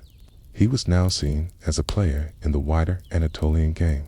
Still, the Marchers were not blind, They saw that the same patience Osman used against Byzantium could one day be turned against them, The alliances he built were temporary by design, and every bey who dined with him knew that, sooner or later, one of them would be on the menu. In the meantime, Osman kept his movements deliberate. He strengthened fortifications along the borders with rival beyliks, kept scouts deep in their territories, and ensured that his own lands were too well defended for an opportunistic strike. On summer nights, in the council tents lit by oil lamps, maps of western Anatolia were studied with the eyes of a man who understood that the path to power was rarely a straight road. Around him sat warriors eager for battle and envoys skilled in compromise, the two halves of his rule working in concert. And as the beyliks feasted, raided, and bargained in the shifting light of Anatolia's frontier, Osman's quiet balancing act kept the Ottomans alive and growing. The question was not whether he would one day break the balance, but when. For years, Osman had walked the fine line between friend and rival in the fractured political world of Anatolia's Marcher lords. It was a balance that depended on mutual caution. No bey wanted to give the Byzantines breathing room, and no one wanted to spark a war that would let another bey grow too strong. But in the summer of 1315, that balance began to crack. The spark was small, as such things often are. A grazing dispute in the fertile lowlands near the Sakarya River escalated into a skirmish between mounted patrols from the Karasids and the Germanids. A handful of men were killed, and the herds in question, several hundred sheep, were driven off before either side could reclaim them.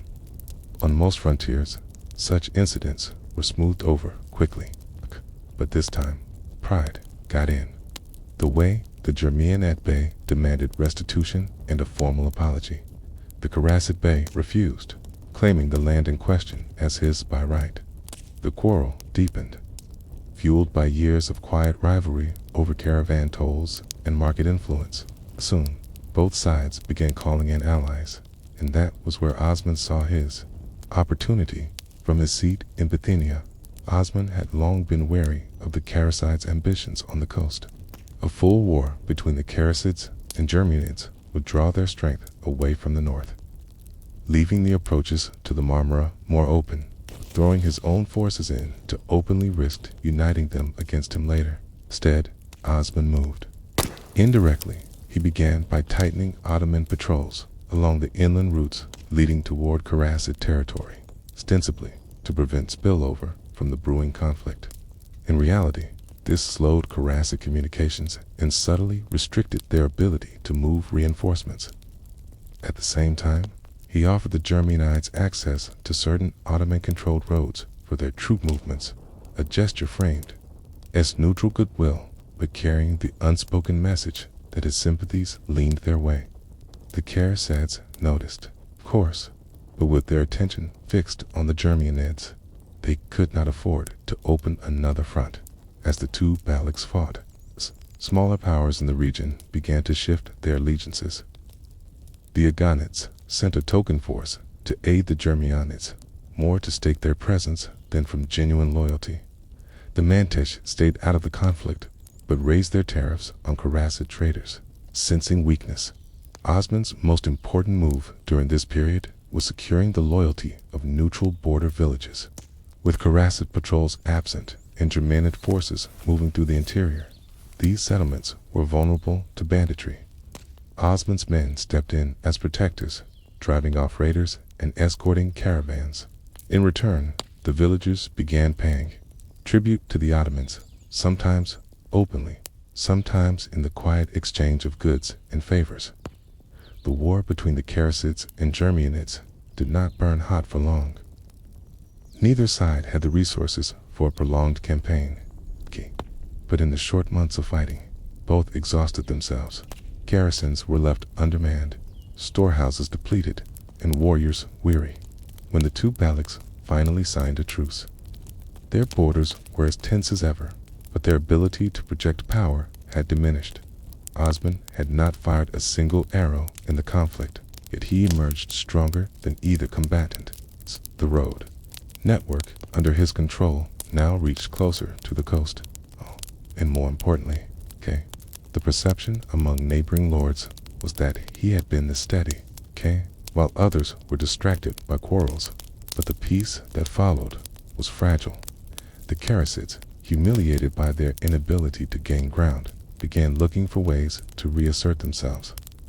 Rumors reached Osman's court that they were in quiet talks with certain disaffected Germanic allies, talks that might one day turn against the Ottomans if left unchecked. Osman's response was not to threaten, but to entangle. He offered the Karasids a marriage alliance, proposing a match between a relative of his and a niece of the Karasid Bey. The offer was accepted, partly because rejecting it would signal hostility, partly because such a tie provided the Karasids with a form of insurance. Marriage, however, did not mean trust.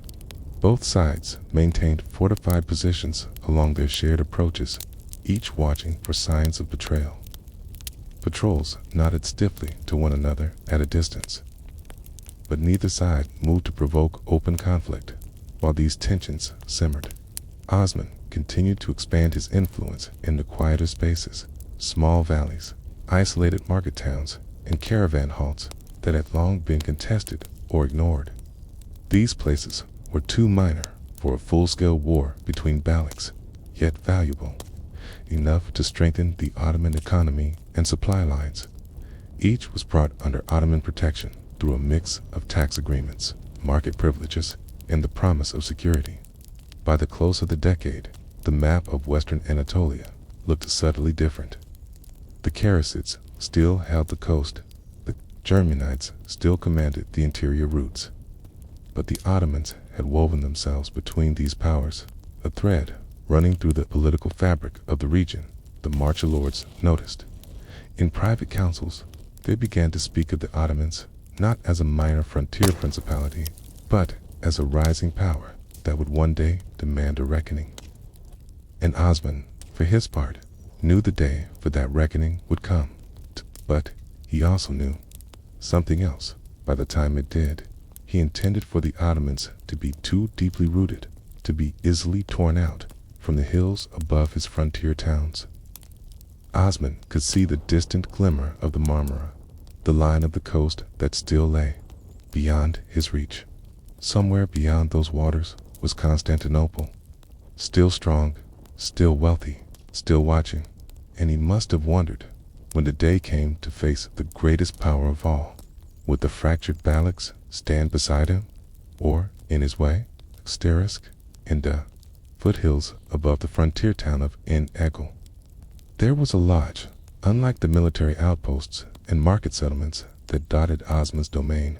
It had no walls, no towers, no guards pacing on parapets. Instead, it stood as a cluster of modest wooden buildings around a central hall, its entrance marked not by a banner, but by a simple wooden gate. This was the Zibi, the Sufi lodge of Sheikh Edebali, a man whose influence on Osman would shape the moral and political foundations of the early Ottoman state. Edebali was not a warrior. His weapons were words, teachings, and the patient cultivation of human networks that crossed tribal and political lines. Born in the mid-10th century, likely in Karaman territory, he had studied Islamic law and theology in the tradition of the Hanafi school before embracing the spiritual path of the Sufis. By the time Osman met him, Edebali was already a respected figure sought out for counsel, not only by fellow Muslims, but by Christians and Jews who lived under Turkish rule in Anatolia. His lodge was a meeting place, school, and a sanctuary. Travelers found food and shelter there. Young men came to study religious texts in the Quran. Tribal leaders stopped in to speak with Edebali about disputes, treaties, and the moral obligations of rulership. In a land fractured by political rivalries and shifting alliances, the lodge offered a rare space where conversation could happen without the immediate fear of betrayal. When Osman first visited, it was not as a conqueror seeking endorsement, but as a leader navigating the treacherous politics of the frontier. His growing influence in Bithynia had attracted both allies and enemies, and he needed a foundation for legitimacy beyond the sword. Edebali's reputation made him a natural figure to approach. Accounts of their early meetings vary, but all agree that Osman was impressed by the sheikh's calm authority. Edebali spoke in a measured tone, weighing his words, often framing political questions in terms of moral duty. He was not naive. He understood the brutal realities of the frontier, but he insisted that power, if it was to endure, must rest on justice, fairness, and the ability to win the hearts of those governed. For Osman, who had spent his life making hard choices on horseback and in council tents, this was a different way of thinking. Edebali did not tell him how to win battles. He told him how to win loyalty, not just from his warriors, but from the farmers, traders, and townspeople who would one day form the backbone of his realm. The sheikh's influence extended beyond conversation. His lodge was a hub in a network of other religious institutions across Anatolia, many linked to trade routes and tribal territories. Through these connections, Edebali could send word of Osman's character and policies far beyond Bithynia, in an age when oral reputation was as important as written decree. Such endorsements carried immense weight. Edebali also introduced Osman to a vision of leadership rooted in service. The idea was simple. A ruler should see himself as the shepherd of his people, responsible for their safety, justice, and welfare. This image resonated with Osman, whose early authority had come from leading his tribe in search of pasture and protection. In Edebali's teaching, the shepherd was not merely a provider, but a protector whose own honor depended on the well-being of the flock. The relationship between the two men deepened over the years. Osman became a frequent visitor to the lodge, sometimes arriving with an entourage, sometimes alone. He would stay for nights at a time, discussing questions of governance, law, and faith with the sheikh.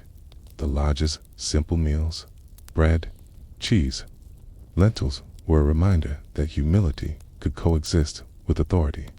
One story, preserved in later Ottoman chronicles, tells of Osman sleeping at the lodge and having a dream in which a great tree grew from his body, its branches spreading over the world. In the dream, rivers flowed from its roots, nourishing distant lands. When Osman awoke, Edebali interpreted the vision as a sign that his descendants would rule over a vast empire, but only if they upheld justice and served their people faithfully. Whether or not the dream happened exactly as recorded, it captures the essence of what Edebali offered Osman, a narrative of destiny grounded in moral responsibility. The sheikh gave Osman a framework in which conquest was not merely expansion for its own sake, but the unfolding of a divinely sanctioned role, one that demanded discipline, humility, and fairness. Edebali's guidance was not confined to abstract principles.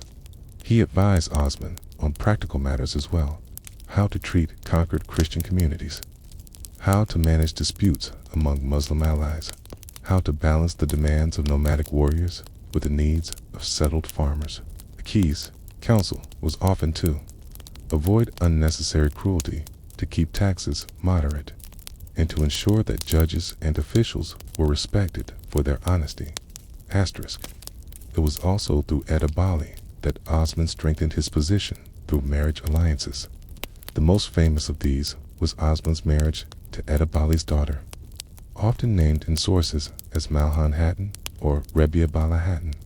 The union not only bound Osman to the Sheikh K personally, but symbolically linked his political authority to the moral authority of the Sufi network in the tense, suspicious world of the beyliks. This alliance was a signal. Osman was not just another opportunistic warlord. He had the backing of a man whose reputation for wisdom reached across Anatolia. Still, Edebali did not shy away from telling Osman hard truths. When Osman considered punitive measures against a rebellious village, cautioned him about the long-term cost of ruling through fear. If they obey you because they fear you, he is said to have warned, then they will flee from you when they no longer fear.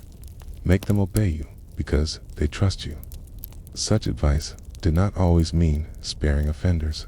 Edebali recognized that justice sometimes required firmness, even severity. But he urged Osman to ensure that every action could be defended as fair, even in the eyes of those who suffered from it. In this way, Osman's reputation for even-handedness began to grow alongside his reputation for military skill. By the early 1310s, Edebali's lodge had become almost an informal court for the Ottomans. Disputes that Osman could not easily settle among his followers were sometimes referred to the Sheikh.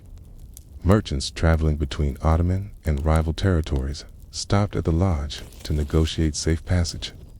Young men from distant tribes came to study there and returned home, speaking well of Osman's justice and Edebali's wisdom. Asterisk. In this partnership between sword and word, Osman gained something no battle could win: legitimacy, the eyes of those who might otherwise resist him quietly for years. And in the cool evenings, above Ayn Egel, as the sun set over the hills, and the call to prayer echoed between the lodge's walls, the Sheikh and the Bey would sit together, speaking of matters that went far beyond the next raid or the next siege, speaking of what it meant to rule, and of how fragile power could be if it was not anchored in the hearts of the people. It was here, in the quiet of those conversations, that the ideals which would carry the Ottoman state far beyond Bithynia were planted seeds that would grow, in time, into something much larger than either man could yet see. Asterisk. Edebali's lodge was a place of conversation, reflection, and teaching, but Osman did not leave those lessons at the door when he rolled back into the dust and tension of frontier politics. The Sheikh had provided the principles. It was Osman who had to translate them into governance. This was not the governance of great cities and palaces, but of a frontier where a handful of decisions could determine whether a market thrived, court, or whether a community quietly drifted into the arms of a rival. One of Edebali's core teachings was that justice was the foundation of stability. For Osman, this meant that every new territory brought under Ottoman control had to be handled with care, in a land where loyalties were fluid and often based on immediate survival. A harsh hand could drive people to rebellion before the ink on an agreement was dry. When the Ottomans took control of a mixed Christian and Muslim village along the road to Yenisehir, Osman could have imposed high taxes to feed his growing forces. Instead, he applied a gradual transition. Existing local tax rates were kept for the first year, and payment schedules were synchronized with harvest cycles to avoid hardship. He sent a trusted steward, advised by one of Edebali's disciples, to oversee the market and resolve disputes. This approach did not erase suspicion. There were still those who saw the Ottomans as foreign overlords, but it reduced the immediate causes for resentment. Edebali had also emphasized respect for existing traditions, as long as they did not conflict with Islamic law or Ottoman authority. This respect was not mere tolerance. It was strategic. In newly acquired Christian villages, local priests were allowed to keep their churches and continue their services. Muslim communities, taken from rival beyliks, were permitted to keep their Friday prayers, led by their own imams. The continuity reassured the people that Ottoman rule did not mean the erasure of their identity. There were exceptions, of course, when a local leader, whether imam, priest, or elder, actively encouraged resistance or withheld taxes. Osman acted decisively. Edebali's counsel here was clear. Mercy was valuable, but justice required firmness when authority was openly challenged. Punishments were carried out in public, not to instill fear for its own sake, but to make the consequences clear. Importantly, the same rules applied to Ottomans as to subjects. A soldier who stole from a market was punished just as a local thief would be. Another area where Edebali's influence was visible was in the protection of trade. The sheikh had often reminded Osman that prosperity made loyalty easier to maintain than fear did. Osman took this to heart. In the newly acquired towns, he ordered that traders, regardless of faith or origin, be guaranteed safe passage, so long as they paid the agreed tolls. To make this more than a promise, Osman stationed small patrols along vulnerable stretches of road, particularly near wooded passes where bandits were known to operate. Captured bandits faced severe penalties. But in some cases, Osman offered them a choice: exile or service in his patrols under strict supervision. Many chose the latter, turning from predators into protectors. It was a pragmatic solution that both reduced crime and expanded his manpower. Market stability became a hallmark of Ottoman-held territory. Prices were monitored to prevent profiteering during shortages, and traders who broke agreements could be fined or barred from certain markets. These measures were not driven by idealism alone. They kept the economy predictable, which in turn kept tax revenues steady. Edebali's teachings also shaped Osman's council practices. In councils of war or governance, Osman encouraged open discussion, allowing not just senior warriors, but also market overseers, religious leaders, and envoys from allied tribes to speak. This inclusive approach echoed the sheikh's belief that a ruler should hear many perspectives before deciding. It also fostered a sense of shared responsibility.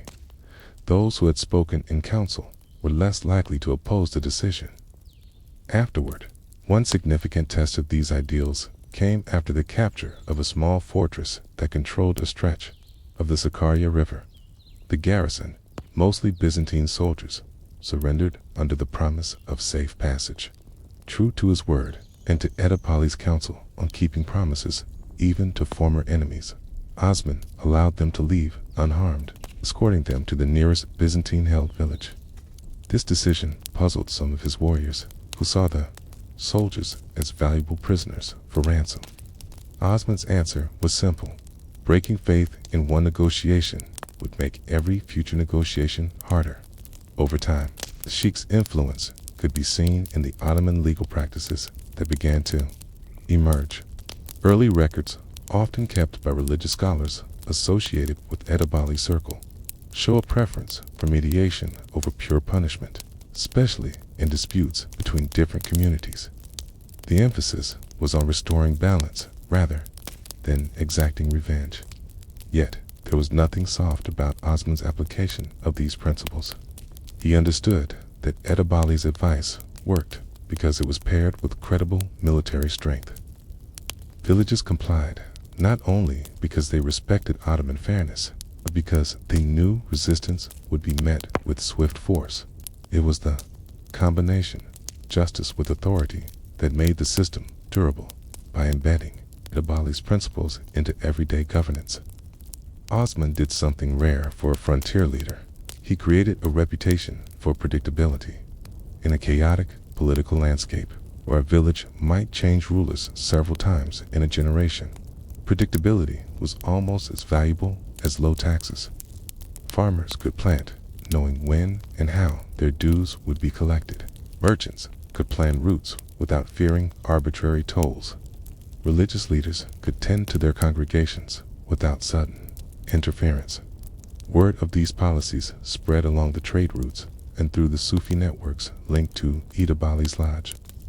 Long before the Ottomans reached many parts of Anatolia, the idea of Ottoman rule, fair, stable, and firm, was taking root in people's minds.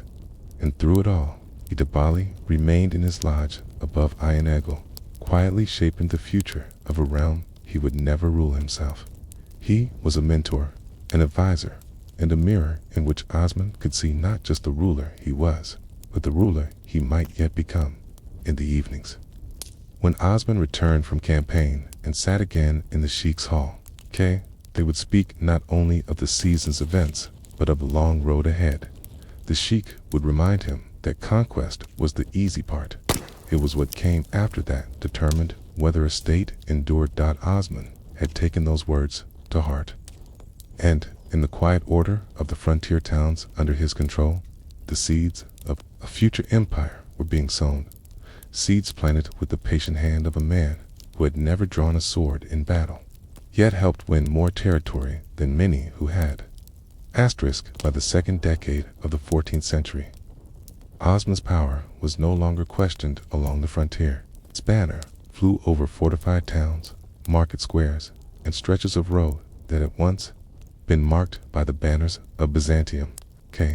The network of alliances, marriages, and trade agreements he had built was holding. And the Ottoman name was now recognized far beyond Bithynia. And yet, Osman still rode into the hills above Enigel to visit the man whose advice had guided so many of his decisions. Sheikh Idabali was older now, his beard white, his movements slower. He no longer traveled beyond the bounds of his lodge. Visitors described him as a man whose physical strength had faded, but whose presence was as steady as the day Osman had first met him. Idabali's lodge had also changed. It was larger, with new guest rooms and a broader meeting hall. More students came to study there, not just theology and law, but also the practical skills of governance, trade, management, and conflict resolution.